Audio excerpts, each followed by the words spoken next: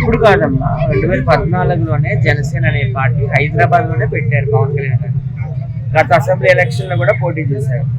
కానీ ఈ విషయాలన్నీ తెలియని మూర్ఖులు కొత్తగా వచ్చాడు అంటాడు. మొన్నటి జరిగినటువంటి మున్సిపల్ ఎలక్షన్లో కూడా పోటీ చేశారు, ఒకరు గెలిచారు కూడా. నాకు తెలుసు మున్సిపల్ చైర్మన్గా జనసేన పార్టీలో ఒక అభ్యర్థి కూడా గెలవడం జరిగింది. ఆయన కొత్తగా పార్టీ అయితే పెట్టలేదు. ఓకేనా, అక్కడ ఆంధ్రాలో సక్సెస్ అయ్యారు. ఒకప్పుడు ఆంధ్రాలో ఆయన అసెంబ్లీ గేట్లే టచ్ చేయలేరు అని రూజారెడ్డి లాంటి కొంతమంది వ్యక్తులు మాట్లాడడం జరిగింది. అవన్నింటినీ పటాపంచలు చూస్తూ ఆయన ఈరోజు 70,000 మెజార్టీతో పిఠాపురంలో ఎమ్మెల్యేగా గెలిచి 5 శాఖలకు మంత్రిగా ఉన్నాడు. ఆయన గ్రామీణాభివృద్ధి, Panchayati Raj, environment, forest, science and technology, అలాగే డిప్యూటీ సీఎం కూడా ఉన్నారన్నమాట.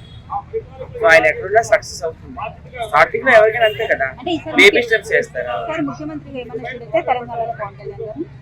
ఆయన తెలంగాణలో సీఎం అవుతుందని ఎక్కడ చెప్పలేదు.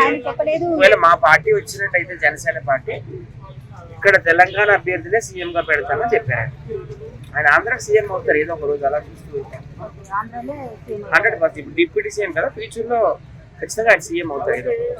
ఇప్పుడు విడుపు కార్యక్రమం ఒక సినిమా గురించి విమర్శిస్తుంది. ఆంధ్ర వాళ్ళు సాంస్కృతిక దాడి చేస్తున్నారు తెలంగాణ పైన ఒక విమర్శ అయితే శరవేగంగా వ్యాప్తి చెందుతుంది సోషల్ మీడియాలో. చాలా రాంగ్ అండి.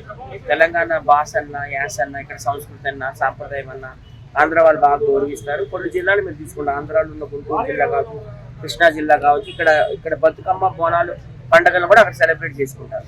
ఎవరో ఒకరిద్దరు ఏదో మాట్లాడారని మొత్తం ఆంధ్ర వాళ్ళ మీద బుర్ర చేయడం చాలా రాంగ్. అది మాకు అసలు ఆంధ్ర తెలంగాణ అనే ఫీలింగ్ ఉండదు. నా పేరు వైజాగ్ చెప్తే నేను ఆంధ్ర, ఎప్పుడు అట్లా ఉండదు. మాకేంటంటే ఆంధ్ర వాళ్ళకి తెలుగు వాళ్ళందరూ ఒకటే.